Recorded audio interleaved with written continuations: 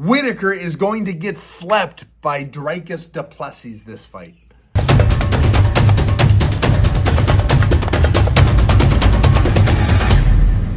Hey fellas and fellow arenas, so I wanted to go over my picks for UFC 290. This card is card of the year so far. It's top to bottom. I mean, even the prelims are incredible. But I'm just going to talk about the main event, or the main card anyways.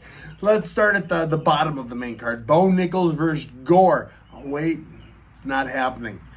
Gore got injured. It's kind of ridiculous that you get injured the week of your fight.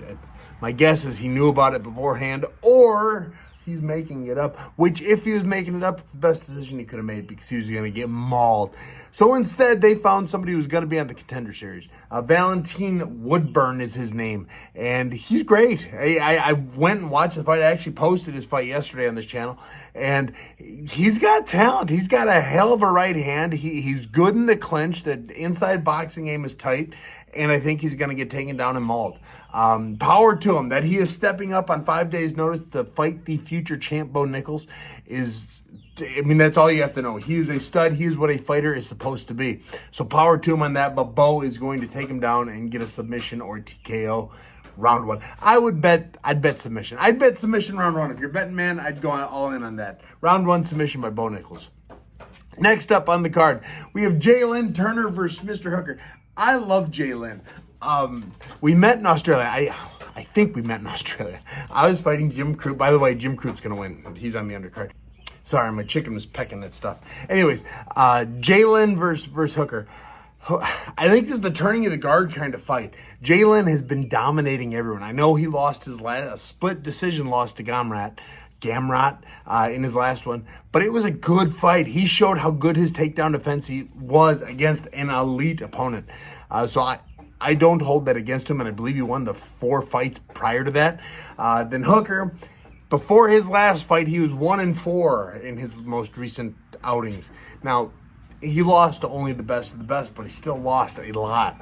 I think Jalen's going to be able to match Hooker's kickboxing. I think Jalen even has the possibility of getting that takedown.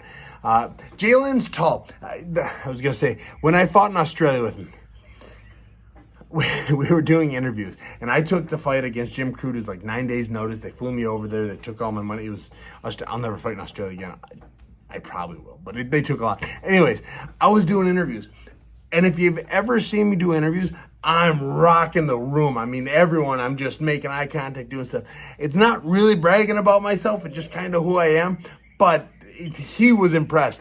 Afterwards, man, that was awesome. That's what I gotta learn how to do that. And so I've always kept an eye on him since then. Very talented young one.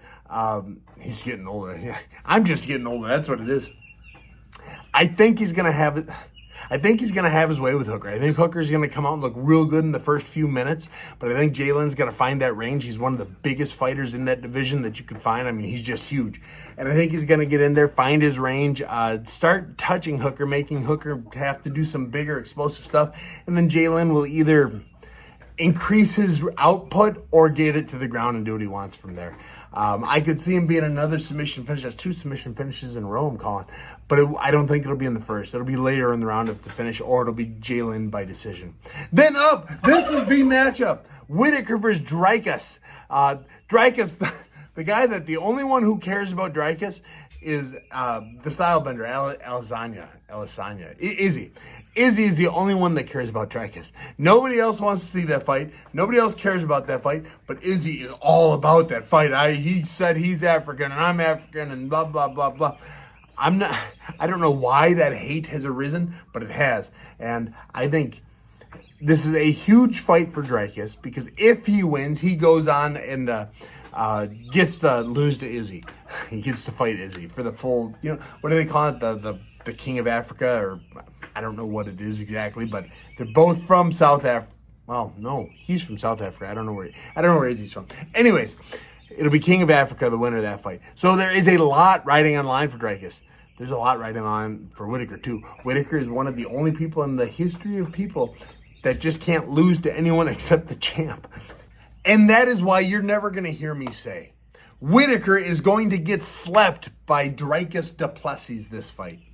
Usually when you lose the title, you don't win again. You just start relaxing a little bit. Whittaker has not done that.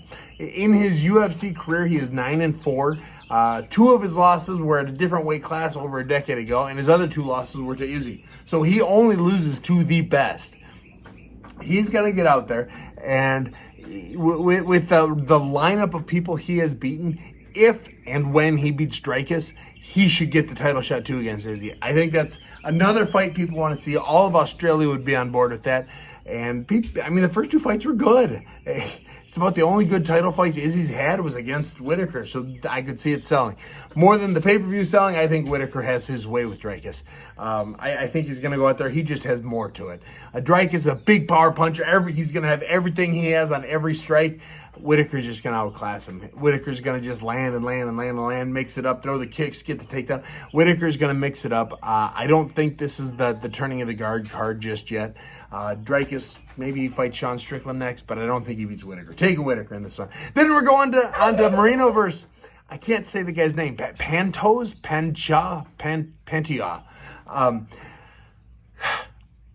When I was researching these fights, Pantio, I'm going to go with Pantio. When I was researching this, I didn't realize this is their 3rd time fighting. And Pantio won the first 2. One was in the Ultimate Fighter. One was, now this is the important one, he's the one that knocked Moreno out of the UFC. Side note, I cornered Jordan Winsky when he fought for the LFA. Was the last fight Moreno had before getting back into the UFC. But Pantio, I wish I could see his name, Pantio. He's the one that knocked Moreno out of the UFC. He beat him in the Ultimate Fighter. This is a trilogy match. There's not many of them. I think he's gonna beat Moreno, and I love Moreno. Moreno is one of my favorite fighters. He might be my favorite champion right now. I'd have to think about that. I like Volk, but Moreno is just a stud. He's such a nice person too. I've met him several times. As nice as you think he is, he's nicer. He's just a wonderful human being, and I think he loses. I think Pancho has Moreno's style down. I don't think he's going to be able to get anything off. I don't think he's going to have the success. Although Moreno has fought the better competition, he fought the same, one guy 3 times. They were great fights. God, it's the only fight in the world I'd be willing to pay to watch a 4th one. Those against Figueiredo. And Figueiredo beat Pantio. God. Forgive me, guys. But I'm taking Moreno in this one. Now the main event of the evening. Volkanovski versus Yair Rodriguez. Yair. Is a huge, the easiest bet in the world to say Volkanovski. You say, yeah, Volk's going to win. I think he's minus 400 or 500. He is supposed to win this fight. Yair's a big underdog. He's the interim champ. I don't like betting on the interim champ, but Volkanovski he lost a title fight. Like I said earlier about Whittaker, typically when you lose a title fight, you go on a losing streak. It wasn't his title he lost, but it is the perfect circumstance for Yair to win. That being said, I don't think he's going to. I think Volkanovski's going to get it, but this could be the upset of the year. Yair is good. He's not beaten the same level of competition as Volkanovski has, and he lost to Holloway, who Volkanovski has now beaten three times in just amazing fights. But coming off a title loss like Volkanovski is, I wonder how his training's been. I wonder what he's been doing. I wonder if there's not something going on with his head. I wonder how he's going to bounce back. He got cracked a couple times too. I wonder how his brain has recovered. I'm taking Volkanovski to win, but I think it could be a lot better fight than the odds are. If you're betting, man, you either put Volkanovski in a parlay or you bet on Yair, because I think he's like plus 300. And he's good enough and the situation's right for him to win. But that being said, I'm still taking Volkanovski. Those are my picks. Tell me in the comments, guys, what you think about that. Who's going to win, if I'm all washed up or if I finally have good picks. One more thing you guys should know about me. I pick fights almost perfectly. I'm at like 98% of my picks go right, but I'm always wrong about the main event. And I'm picking Volkanovski. Do with it with what you will. I said it right. Do with it with what you will. But I'm taking Volkanovski. I'm taking Pantoja. I'm taking Whittaker, Jalen, and I'm taking Bo. Those are my picks. Tell me in the comments if you agree. Tell me how much money you're going to win. And tell me after the fights how much you did win. Have a good one, guys. Love y'all. Boom.